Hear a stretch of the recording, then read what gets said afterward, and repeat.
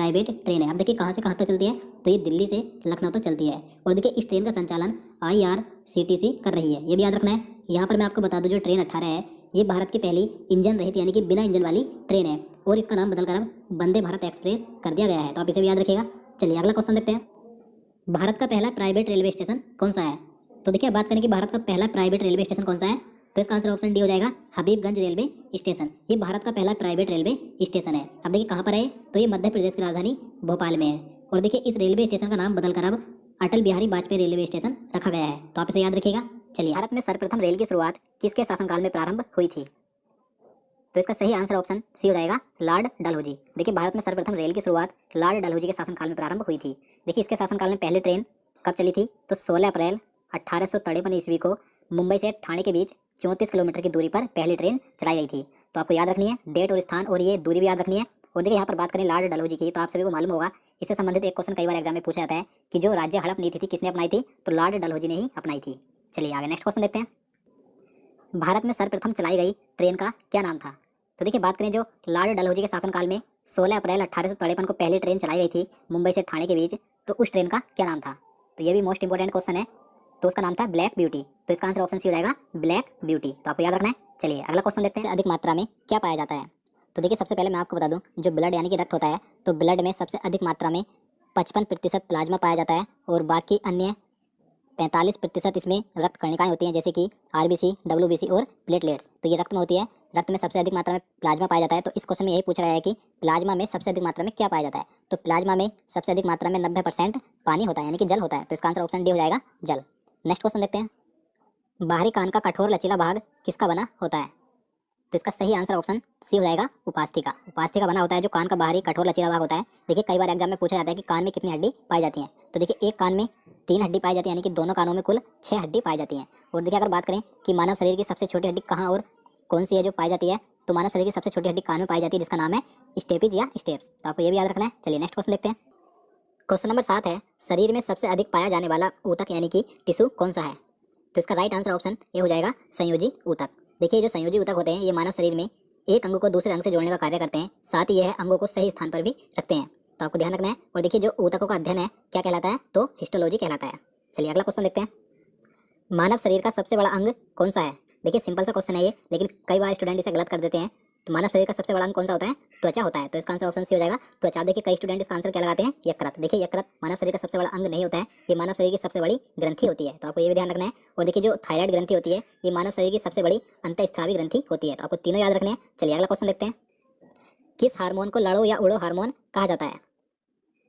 तो इसका सही आंसर ऑप्शन बी हो जाएगा एंड्रीनलिन हार्मोन। इस हार्मोन को लड़ो या उड़ो हार्मोन कहा जाता है, इसके साथ ही इसे इमरजेंसी हार्मोन भी कहा जाता है। चलिए अगला क्वेश्चन क्वेश्चन नंबर 10 है, भारत का प्रथम रेल बजट पेश करने वाले रेल मंत्री कौन थे? तो देखिए भारत का प्रथम रेल बजट पेश किसने किया था, तो जॉन मथाई ने किया था, तो इसका आंसर ऑप्शन सी हो जाएगा जॉन मथाई ने। चलिए अगला क्वेश्चन देखते हैं। भारत की सबसे लंबी रेलवे सुरंग कौन सी है? तो इसका आंसर ऑप्शन ए हो जाएगा पीर पंजाल। देखिए पीर पंजाल रेलवे सुरंग भारत की सबसे लंबी रेलवे सुरंग है। देखिए पीर पंजाल को ही बनिहाल रेलवे सुरंग भी कहा जाता है, तो आपको ये नाम भी याद रखना है। देखिए बात करें कि इसकी लंबाई कितनी है, तो इसकी कुल लंबाई 11.215 किलोमीटर है, तो आपको ये लंबाई भी याद रखनी है। देखिए ये सुरंग जम्मू कश्मीर के बनिहाल से हिमालय के पीर पंजाल तक निकलती है, तो आपको याद रखना है। चलिए अगला क्वेश्चन देखते हैं। किसी राज्य में राज्यपाल की नियुक्ति संविधान के किस अनुच्छेद के तहत की जाती है? तो इसका आंसर ऑप्शन ए हो जाएगा अनुच्छेद 153 के तहत। देखिए आर्टिकल 153 के तहत एक या एक से अधिक राज्यों का एक राज्यपाल होगा, तो आपको याद रखना है 153 के अनुसार किसी भी राज्य में राज्यपाल की नियुक्ति की जाती है। अब यहाँ पर बात करें आर्टिकल 154 की, तो देखिए आर्टिकल 154 के तहत राज्य की कार्यपालिका की शक्ति राज्यपाल में निहित होती है। और यहाँ पर बात करें आर्टिकल 155 की, तो देखिए आर्टिकल 155 के तहत राज्यपाल की नियुक्ति राष्ट्रपति के द्वारा की जाती है, तो आपको ये सभी याद रखना है। चलिए आगे बढ़ते हैं। राज्यपाल की पद पर नियुक्ति की न्यूनतम उम्र क्या होनी चाहिए? तो देखिए राज्यपाल बनने के लिए न्यूनतम उम्र कितनी होनी चाहिए, तो 35 वर्ष, तो इसका आंसर ऑप्शन सी हो जाएगा 35 वर्ष, आपको याद रखना है। और देखिए राष्ट्रपति बनने के लिए न्यूनतम आयु भी 35 वर्ष होनी चाहिए। चलिए अगला क्वेश्चन देखते हैं। राज्यपाल को पद की गोपनीयता की शपथ कौन दिलवाता है? देखिए सिंपल सा क्वेश्चन है, आप सभी इसका आंसर बता सकते हैं, तो आप इसका आंसर कमेंट बॉक्स में बताइएगा। तो इसका आंसर ऑप्शन सी हो जाएगा राज्य के उच्च न्यायालय का मुख्य न्यायाधीश। देखिए राज्य का उच्च न्यायालय का मुख्य न्यायाधीश राज्यपाल को उसके पद की गोपनीयता की शपथ दिलाता है, तो आपको याद रखना है। देखिए नियुक्ति राष्ट्रपति के द्वारा की जाती है और शपथ राज्य का उच्च न्यायालय का मुख्य न्यायाधीश दिलाता है। अब देखिए यहाँ पर उच्च न्यायालय की बात हुई है, तो मैं आपको बता दूं कि अगर आपसे पूछा जाए कि वर्तमान में भारत में कितने हाई कोर्ट यानी कि उच्च न्यायालय हैं, तो आपको याद रखना है 25 हैं। अब देखिए 25 में जो हाई कोर्ट है ये जनवरी 2019 में बना है आंध्र प्रदेश राज्य का, तो आपको याद रखना है। चलिए अगला क्वेश्चन देखते हैं। क्वेश्चन नंबर 15 है, राज्यपाल पद पर बना रहता है।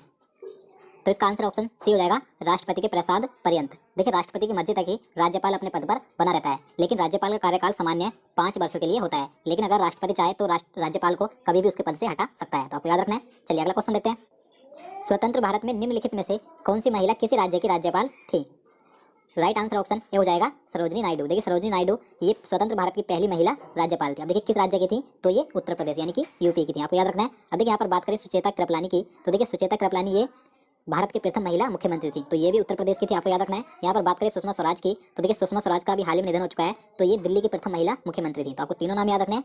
चलिए आगे बढ़ते हैं। किसी राज्य के मुख्यमंत्रियों की नियुक्ति कौन करता है? देखिए किसी भी राज्य का मुख्यमंत्री विधानसभा के बहुमत दल का नेता होता है और इसकी नियुक्ति राज्यपाल के द्वारा की जाती है। तो इसका आंसर ऑप्शन सी हो जाएगा, राज्यपाल के द्वारा। अब देखिए बात करें मुख्यमंत्री को शपथ कौन दिलाता है, तो राज्यपाल ही दिलाता है। तो आपको याद रखना है। चलिए नेक्स्ट क्वेश्चन देखते हैं। राज्यपाल विधानसभा में आंग्ल भारतीय समुदाय के कितने व्यक्तियों को मनोनीत कर सकता है?